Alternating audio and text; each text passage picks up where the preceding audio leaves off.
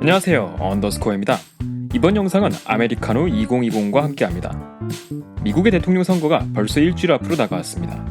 재선을 노리는 도널드 트럼프 대통령과 민주당의 조 바이든 후보가 맞붙는 자리죠.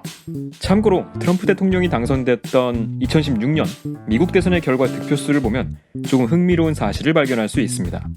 당시 힐러리 클린턴 후보는 약 6,600만 표, 도널드 트럼프 후보는 약 6,300만 표를 받았습니다.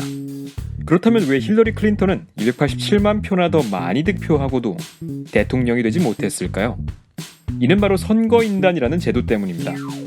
미국 대선의 경우 유권자들이 던진 표는 선거인단이라는 제도를 한번 거쳐서 집게 됩니다. 그렇다고 간선제라고 보아야 하냐? 그건 아닙니다. 예를 들어 유권자가 뽑은 상원, 하원 의원이 대통령을 뽑는다면 간접선거가 되겠지만 미국 대통령은 유권자가 직접 뽑는 직선제가 맞습니다. 다만 유권자의 표를 50개 주별로 집계하고 그 결과를 각각의 선거인단이 반영한 뒤 다시 합산하는 방식이죠. 구체적인 계산 방식을 설명드리기에 앞서 그 기원부터 한번 살펴보겠습니다. 미국이 영국으로부터 독립한 지 11년이 지난 1787년 당시 수도인 필라델피아에서는 재헌회의가 열립니다. 가장 중요한 의제는 대통령을 어떻게 뽑을 것이냐였죠. 오늘날 우리에게는 유권자가 직접 지도자를 선출하는 방식이 당연하지만 당시만 해도 그런 국가는 그 어디에도 없었습니다. 그래서 재헌회의 참가자들은 시민들의 투표 결과를 곧바로 앞에서 결과를 낸다면 중우정, 즉 어리석은 민중들의 정치로 이어질 것이라고 생각했죠. 그래서 일반인보다는 대통령 후보와 정치 과정에 대해 더 잘 아는 선거인단을 한 번 더 거쳐서 최종으로 대통령 후보를 선출하는 선거인단 제도를 만들었습니다. 곧이어서 이 선거인단을 주별로 어떻게 나누냐를 두고 문제가 생겼습니다. 각 주의 권한을 넘겨받은 연방정부의 지도자를 뽑는 일이기 때문에 주별로 표를 집계하는 건 동의했지만 주마다 면적과 인구, 경제력이 다 달랐죠. 특히 노예제를 두고 정치적으로 의견이 갈리던 북부와 남부의 인구가 엇비슷하지 않던 게 문제였습니다. 당시 상공업 위주의 북부주들이 노예제를 반대하던 반면 플랜테이션 농장 중심의 남부주들은 노예제를 옹호하고 있었는데요. 노예를 투표권 있는 시민으로 간주하지 않는 남부의 방식을 따르면 북부주의 유권자 수가 훨씬 더 많았습니다. 인구수에 비례해 선거인단을 나눈다면 자연스레 북부주가 선호하는 후보가 대통령이 되는 상황이었죠. 남부의 노예주인들은 고심 끝에 한 가지 아이디어를 제시합니다. 바로 노예를 0.6인분으로 계산하자는 것이었습니다. 이 경우 노예제를 도입한 주들과 그렇지 않은 주들의 선거인단 수가 비슷해질 수 있었죠. 물론 이후 노예제가 폐지되고 인구 구성이 바뀌면서 이런 계산법은 역사의 유물로 사라졌습니다. 현재 미국의 선거인단은 538명입니다. 이들은 50개 주와 수도인 워싱턴 DC에 각각 나뉘어지는데요.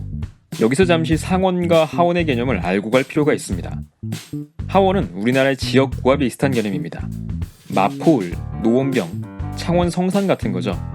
인구에 비례해 의석수가 결정되고 미국 전체 하원수는 435명입니다. 인구가 가장 많은 캘리포니아의 하원은 53명, 가장 적은 와이오밍은 1명의 하원 의원을 배출합니다. 반대로 상원은 면적이나 인구에 관계없이 50개 주마다 2명씩 있어서 정원이 100명입니다. 선거인단은 하원의원과 상원의원의 수를 합해서 정해집니다. 가령 캘리포니아의 경우 55명, 와이오밍의 경우 3명이겠죠.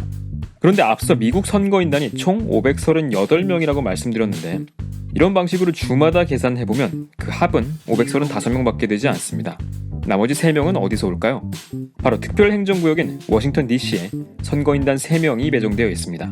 워싱턴 DC에는 미국 국회의사당이 있지만 상원이나 하원의원이 없는데요. 대선에서만큼은 유권자의 뜻을 반영하는 취지로 3명이라는 숫자를 정한 겁니다. 각 주에서는 한 표라도 더 많이 받은 후보가 그 주에 배당된 선거인단을 전부 싹쓸이하는 승자독식 규정을 따릅니다.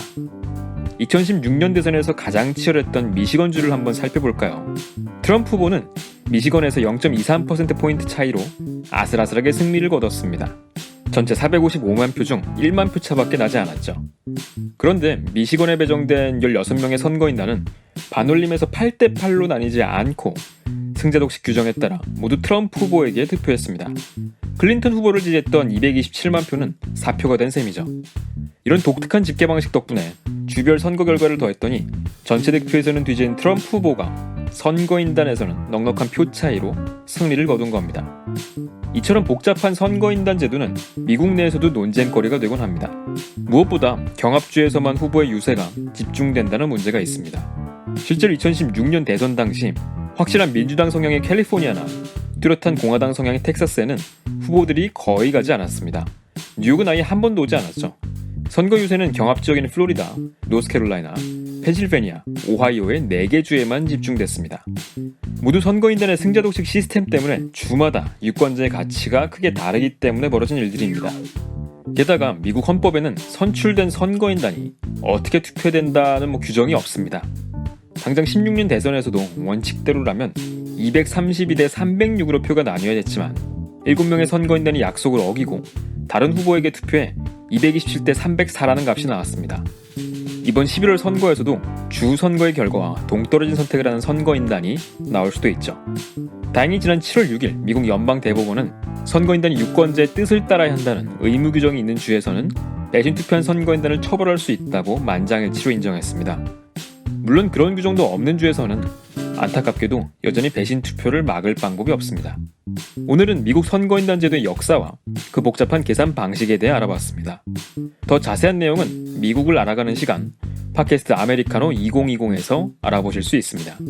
그럼 저희는 다음 시간에 더 유익한 영상으로 여러분들과 만나 뵙겠습니다.